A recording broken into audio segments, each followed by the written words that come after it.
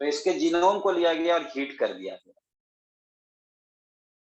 अच्छा, अभी हम इधर से सपोज कर लो लाइट पास करा रहे हैं,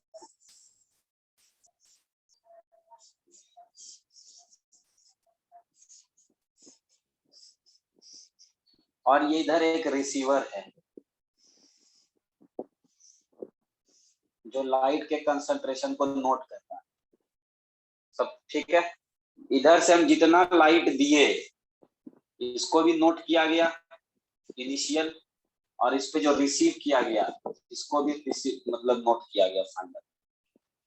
ठीक है, अब हम समझ रहे हो क्या काम कर रहे हैं। इसको हम लोग स्पेक्ट्रोफोटोमेट्री बोलते हैं। तुमको आसान शब्द में ये समझा, ग्रेजुएशन में जब तुम लोग जाओगे या मास्टर्स में तो इसका मशीन आता है किसी भी चीज के कंसंट्रेशन को पता करने के लिए। यही प्रिंसिपल पे काम करता है। हम कितना लाइट दिए और कितना ये रिसीव किया। जैसे सपोज कर लो 10 दिए हम और ये रिसीव किया 8, तो 2 एब्जॉर्ब हो गया। उस हिसाब से हम कंसंट्रेशन निकालते हैं कंप्यूटराइज तरीका से, है ना। तो अब देखो क्या है। तो अभी क्या है कि इसमें टोटल 10 डबल हेलिक्स है। अब जब इसको, तो इसमें कुछ सपोज कर लो इसका कुछ फाइनल वैल्यू होगा।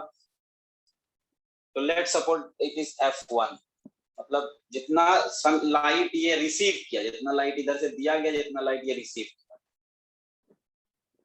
तो इसका मतलब कुछ, अगर हम जानना चाहें कि कितना लाइट एब्जॉर्ब हुआ तो हम लोग क्या करेंगे, I माइनस F1 कर देंगे। तो we will get the amount of light absorb. उसके हिसाब से हम ये कैलकुलेट कर लेंगे कि कितना इसमें मेरा पार्टिकल है जो लाइट एब्जॉर्ब कर रहा है, डीएनए। अब इसको हम हीट कर दिए तो क्या होगा, ये दोनों स्ट्रैंड अलग हो जाएगा, सारा दोनों स्ट्रैंड अलग हो जाएगा कि नहीं अलग जी? हाँ। अब ये सब दोनों स्ट्रैंड अलग होके इधर उधर घूमने लगेगा, अलग अलग हो जाएगा।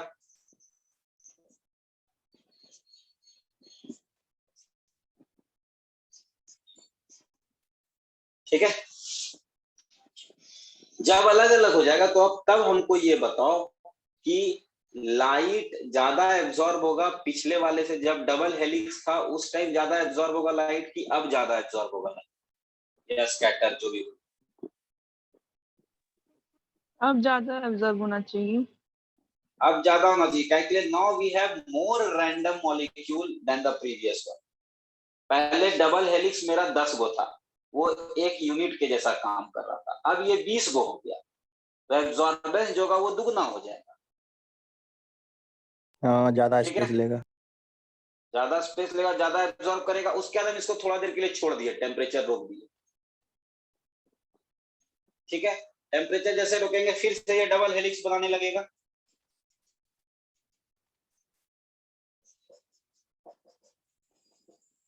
बनाने लगेगा कि नहीं?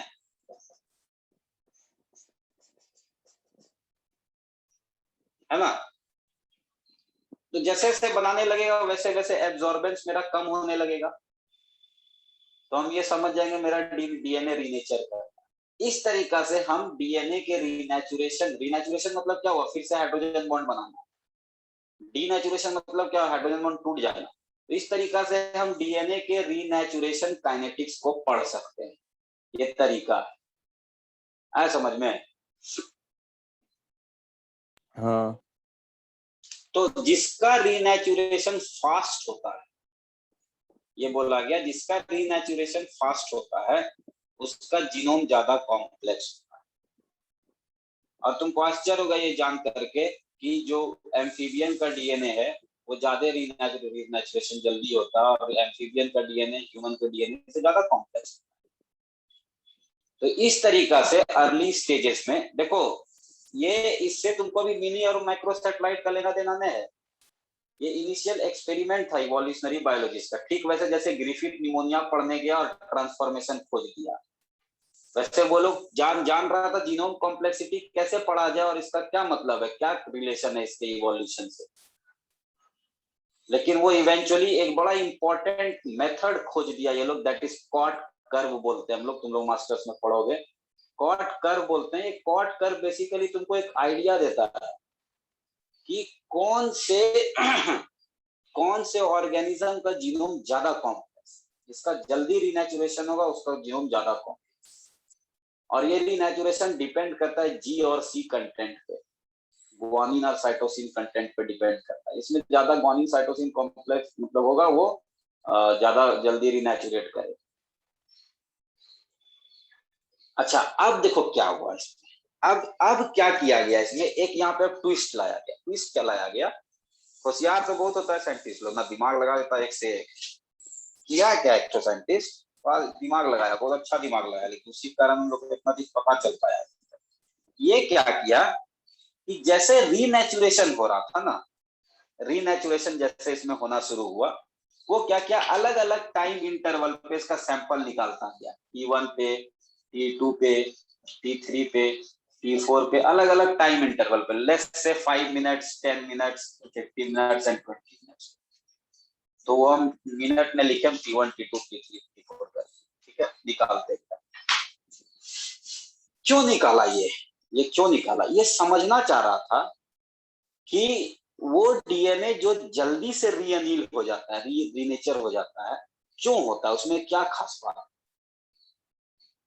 और जो देर से रीनेचर होता है उसमें क्या खास बात है। तो वो पहला टाइम इंटरवल पे वैसे डीएनए को निकालने लगा जो रीनेचुरेट हो गया था, रीनेचुरेशन जिसका हो गया, जिसका रीनेचुरेशन होता था उतने से पार्ट को निकाल देता था। ये अपना एक्सपेरिमेंट सेटअप बनाया था वो, उस हिसाब से जो रीनेचुरेशन जिसका हो गया उसको निकाल दिया, फिर हो गया उसको निकाल दिया। तो वो क्या पाया कि जो जल्दी रीनेचुरेट करता है उसमें जी और सी कंटेंट हाई होता है, वही तुमको अभी हम बताए, ठीक है।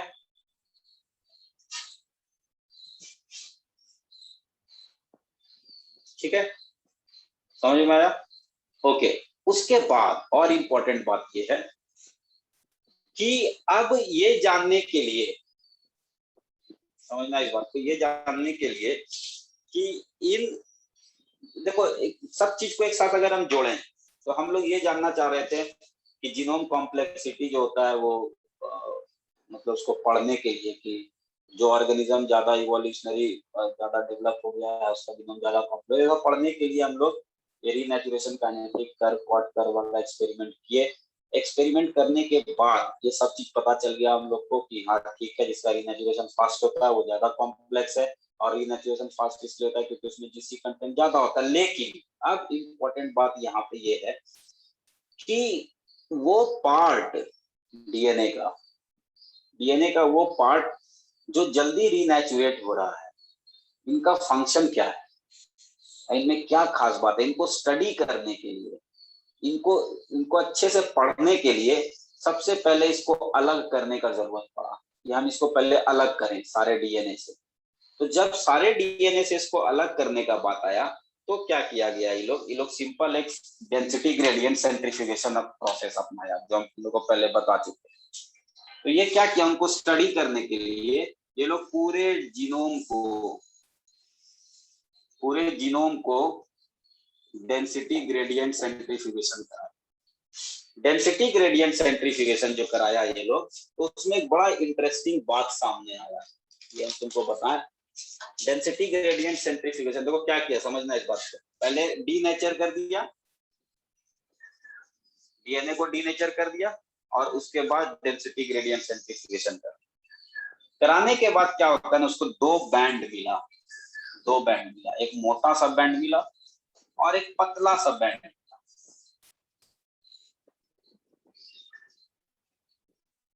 जो मोटा सा बैंड मिलेगा तो ओबियस सा बात है इसमें मोर डीएनए पाया जाएगा, ज्यादा डीएनए इसमें होगा।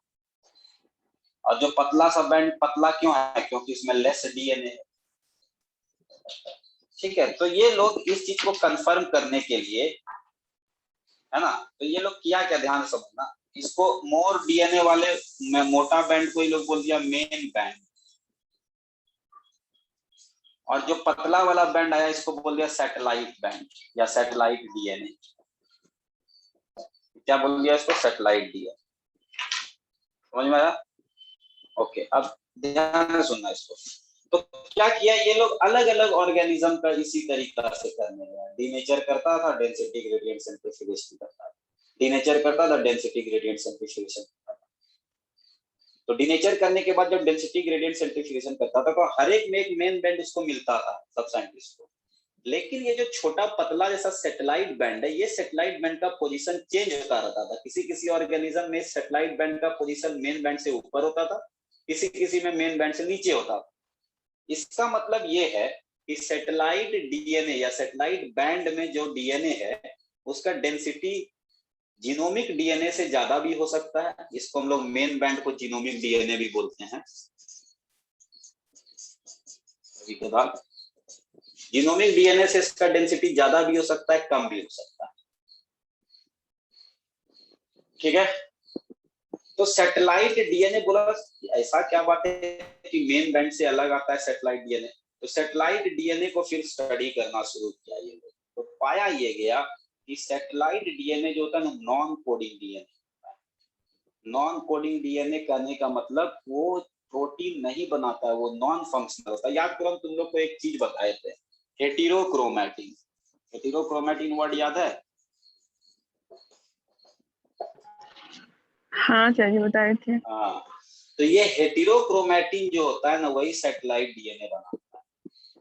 हेटेरोक्रोमैटिन तुमको कहाँ कहाँ पाया जाता है? हेटेरोक्रोमैटिन पाया जाता है तुमको सेंट्रोमेयर के पास और टीलोमेयर के पास।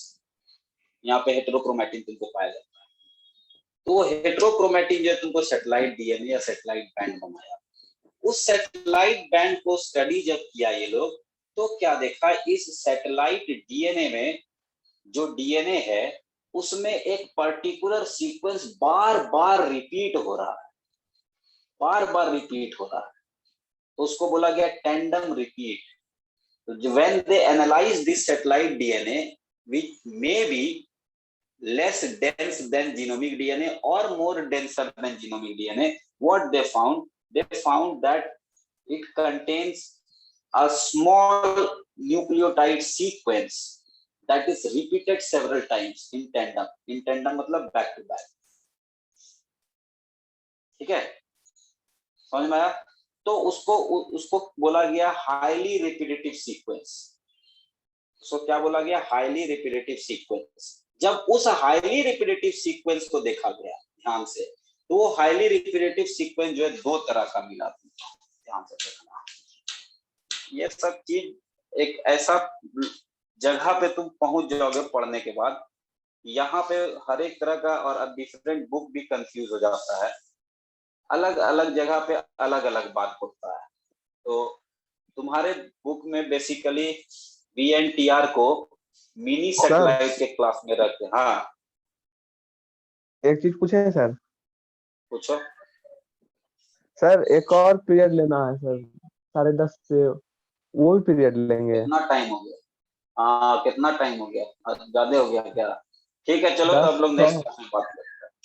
नेक्स्ट क्लास में हम शुरू करेंगे सैटेलाइट डीएनए क्या होता है उसके बारे में।